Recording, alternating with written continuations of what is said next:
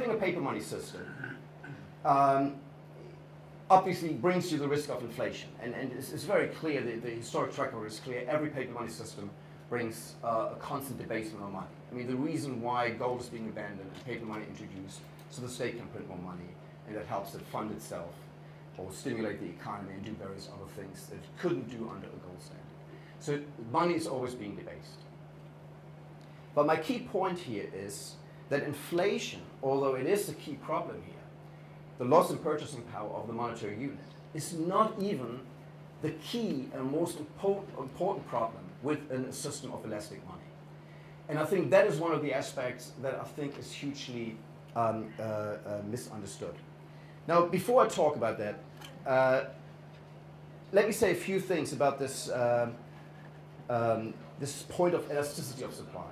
I mean, I do think one of the problems that when you challenge our monetary system with this high elasticity of the money supply, I think one of the points is that there is this wide perception today, and I think it also comes from how it's being reported in the media with our current policies, is that the idea that if we inject more money into the economy, if we expand the supply of money, we can get more growth. And I think it's widely expected today that in times of recession, in times of economic difficulties, it's a mainstream tool of policymakers to lower interest rates and therefore print more money. Lower interest rates allow the banks to create more money, and right now, obviously the banks are kind of overstretched and overextended. Now the central bank itself is printing all this money. That an expansion of the money supply will stimulate growth.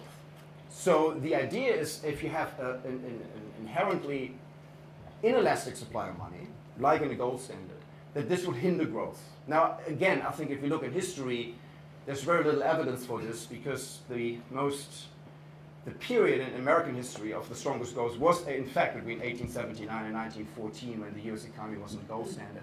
And in Britain, the Industrial Revolution occurred practically on a gold standard. But let's not talk about history alone. So the first point is, can an economy grow faster that has more money? What's very interesting for me is it has been long known that this is not the case.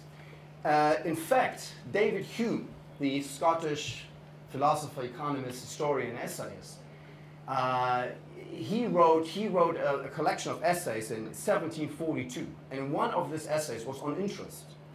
And he does something very interesting. He builds a little mental exercise, a thought construct, where he says, let's imagine that by an act of magic, somebody could raise all our cash holdings that we have by a certain amount overnight. Suddenly we all wake up the next day and we all have more money.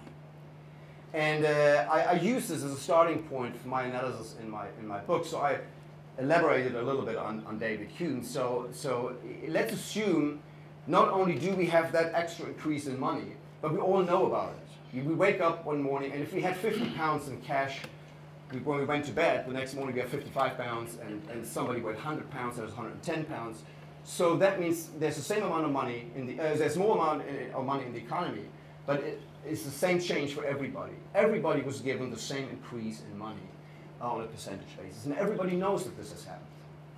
Now David Hume's point was, well, if that's the case, nothing would happen. Because the only thing that people would do is, the only rational thing to do is adjust prices.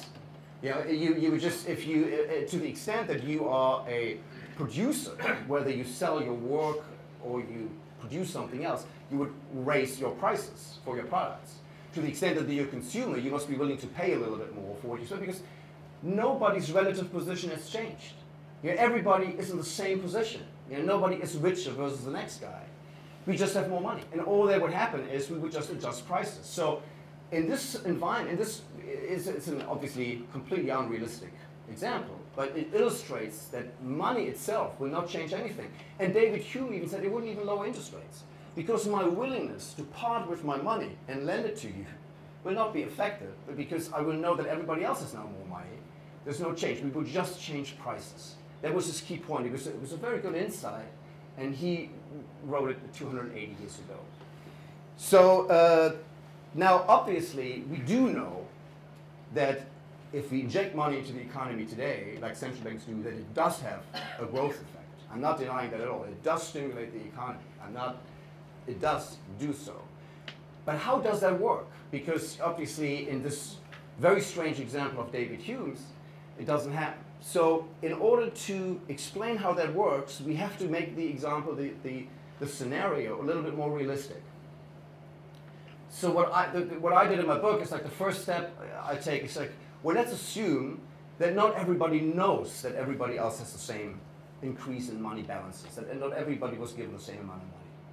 So even then you can already show that you probably have a growth effect, because some people will think that only they got more money, the next guy, they think they are richer, so they can start buying stuff from other people.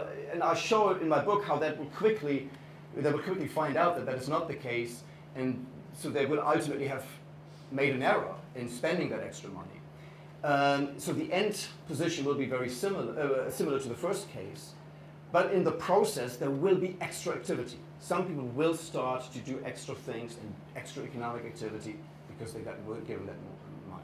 But more importantly, you can get a bigger growth effect, a bigger effect on GDP, if you give it just to some people. If the money is not being distributed equally, but you give it to a subset of the population. Because these people are now definitely in a better position, because they're the first recipients of the new money.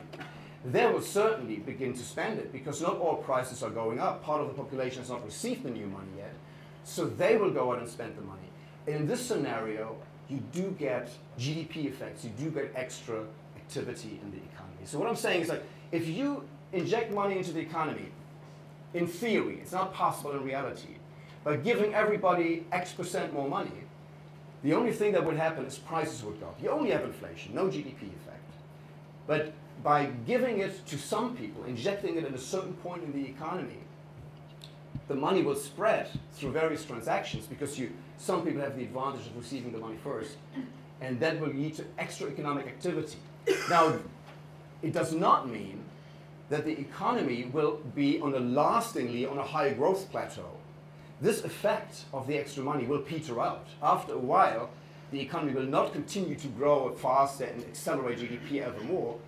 It's a one-off effect. It's in a way, injecting money into the economy is like dropping a big stone into a pond. You get these ripple effects as the money spreads. But this will peter out at some stage, and so you don't lift the lasting growth potential of the economy, but you create extra activity because you give some people more money. Now, I think this is one of the key points, I think, and this is today one of the big misconceptions about monetary policy and the effects of money and easy money and constant money injection. But please remember, in our monetary system, our paper money system, there's constant injection of money into the economy. Not only when we have quantitative easing. Remember, all central banks around the world, even before the crisis, try to constantly debase money. They were constantly targeting about sort of 2% inflation, sometimes even above. So that in order to achieve that, they must constantly inject money into the economy, constantly allow banks to lend a bit more and expand their balance sheet. So my point is, when you read about this in the press, there's often the idea, or the way monetary policy is being conveyed, is that it's almost like adding grease to the economic machine, to oil it, to make it, add liquidity to it so it functions better. But this gives people the idea that adding money to an economy will not change the economy, it will just make it run more smoothly. But this cannot be the case. If you inject money into the economy, you will affect relative prices, because you cannot give it to everybody at the same time. You have to inject money at a certain point in the economy. So some people will get the money earlier. Some prices will rise sooner than other prices. Some prices will rise more than other prices. That will change resource use and resource allocation.